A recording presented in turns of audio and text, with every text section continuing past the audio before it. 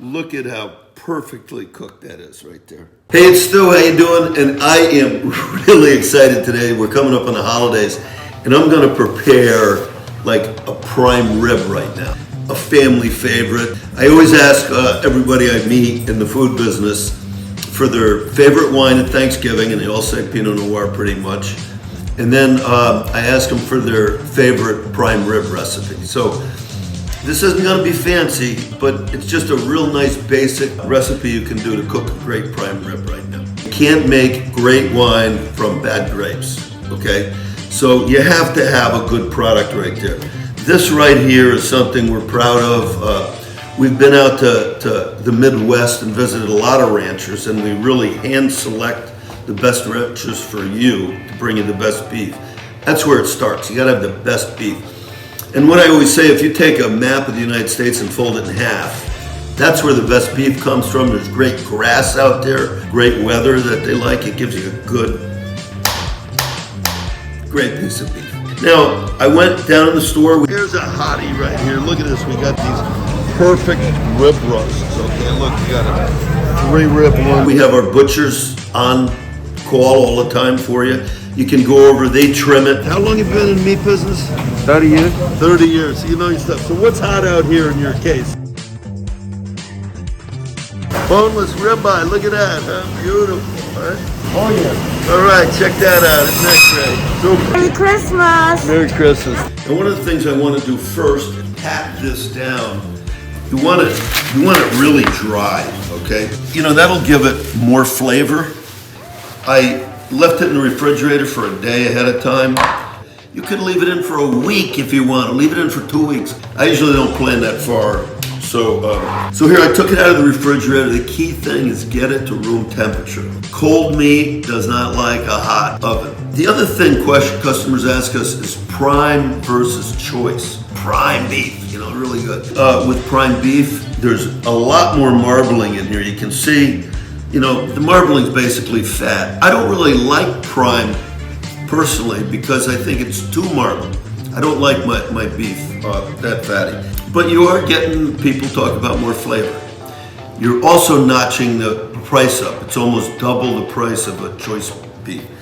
This is choice. It looks beautiful to me. It's nice and red. It's got some nice marbling in it. You can be proud to serve this to anybody right here.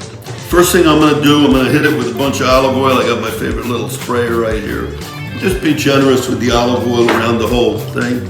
And it also gives it a nice crust. When we get it out of the oven, you'll see a nice crust around it with a beautiful medium rare interior. Okay, salt. This is something, I know everybody says you shouldn't eat a lot of salt, but you can be generous. This is a big piece of meat. Everyone I talk to, don't get like super, you know, freaked out over how much salt we put on it. Dress that up nice. Really simple, right? Now the other thing we're gonna do is we're gonna use some cracked pepper. I love pepper. Usually the rule of thumb is use twice as much salt as you do pepper on. I'm not gonna run out of this. How do you like this? See, look at how nice that's looking right there. By the way, I use kosher salt. That's a little more granular than your regular sea salt. Same with the cracked pepper. It's a little more granular, so it gives you a better flavor as you cook it a long time. Just make some notches in the beef here. I'm just making some holes in the fat right here. You can put garlic cloves in there if you want to. I actually forgot to get some garlic cloves. Stuff that in there. You don't have to be too perfect with this. You just want that garlic flavor. I can smell that garlic right now. The key with this is we're gonna sear it at the beginning, you know, to get the good crust going on the outside. Then we're gonna turn the temperature down low and slow, you know. Okay, so here we have it. Look at that, that's pretty easy. So we're gonna take and put this in the oven. I'm gonna use one of my favorite little toys here, meat thermometer. I love these things. What you basically do is just take this and put it in the thickest part of the meat. It's in about that far. But use a thermometer. This piece of beef right here is probably $70 to $80. I know, but beef prices have gone up a lot this year. So if you're looking at it, it'll feed about 7-8 people, so that's about $10 a head, which is probably one of your most expensive cuts you can do. Thanksgiving's only a little over $2 a head. So you're really treating your family to something really great and expensive. So use a thermometer. We're gonna simply take it here, and I'm just gonna lay it right in the roasting pan. So here it is, all ready to go. Thermometer in it, hooked up. Look at this, I put my temperature up here to 500 degrees, okay? I want it nice and hot. We're gonna sear it now on the outside. Back down in the bottom 2/3 of the oven here. And there we have it right there, okay? We're gonna do that for about 20 minutes right there, and we'll come back and take a look. Hey, how do you like my little Christmas tree right here? Hey, this is really smelling good here. It's been in the oven about 17, 18 minutes at 500 degrees right now. Let's take a look at it. Oh boy, that smells good. Check this out, okay? Now you see what we did? We seared the outside. We got a nice brown color on it right now. It looks really good. It's only like about 55 degrees internal temperature. What we're gonna do is put it back in the oven. And here's what I'm gonna do. I'm gonna turn this down right now. It's only 325 degrees. What they wanna do is low and slow. That's what makes a great prime rib right there. Hey, you know what? And also, due to the smell, look, I got a new little friend over here. Look at this. You can tell that smells good, right?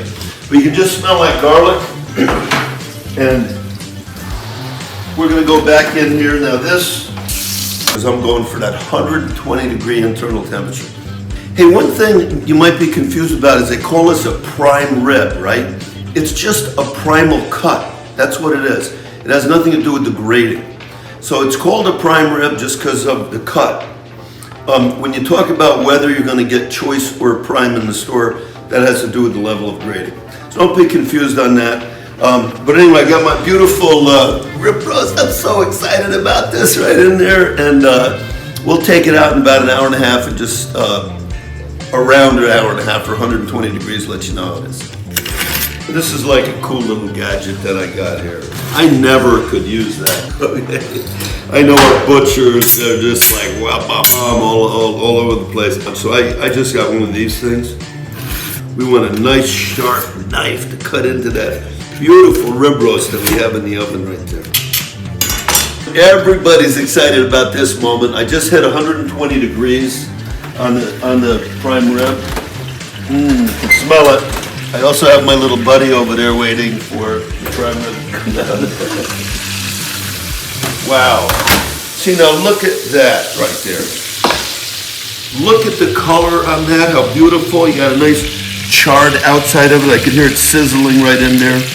And we're just gonna take this right now. That looks great. Put a little pen over that real loose.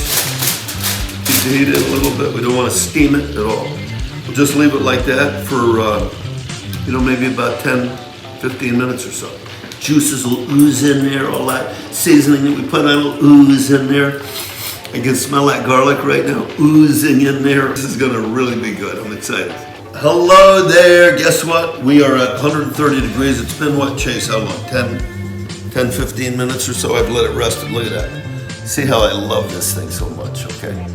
So we have 130 degrees right now. So now let's take this out. Okay, guys, we got it at 130 degrees. You can see right here, it looks really well cooked. And you know what we have? Look at the nice juices that came down to the bottom. Hey, if you go on the internet, you can find out all sorts of things you can do. You can put them in a Yorkshire pudding recipe that you have, or you could use them for the au jus sauce at the end. I'm just going with the horseradish today.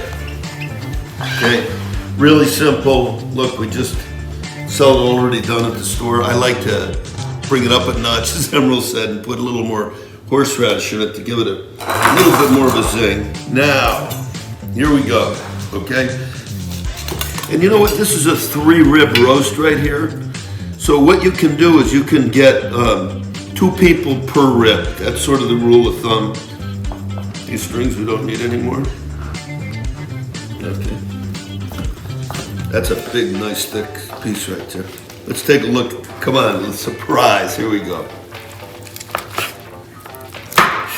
Look at how perfectly cooked that is right there. Is that amazing? Look at that. Look at that.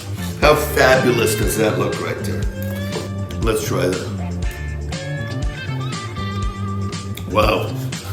So good. Really moist, really juicy. You know, I'd say probably if you wanted, you could put some more flavor in there. Like make it a little more garlicky. But that's me. You get a little taste of that salt. That is the way to cook it. It's perfect, it's moist, it's really nice. This is a 130-degree look right here. I promise you we'll have the perfect prime rib for you at Stu's. We'll just top it with a little bit. I'll leave that on the side if people want more. But anyway, how good does it get right there? That's your great holiday dinner right there. And then if you want to right there, the best wine is a California Cabernet. You can't go wrong. We got some amazing ones for under $20 at our wine stores. Happy holidays to you. Thanks for shopping at Stu's. I hope you found this helpful today. So, hey, cheers. Hey, so hold on. I got my real taste testers, my two youngest daughters out of 4. What do you guys think of the prime rib? You like? Wunderbar. Good. And Z, what Really do you good. think? Z is You on didn't the eat any yet, but you're on the trail.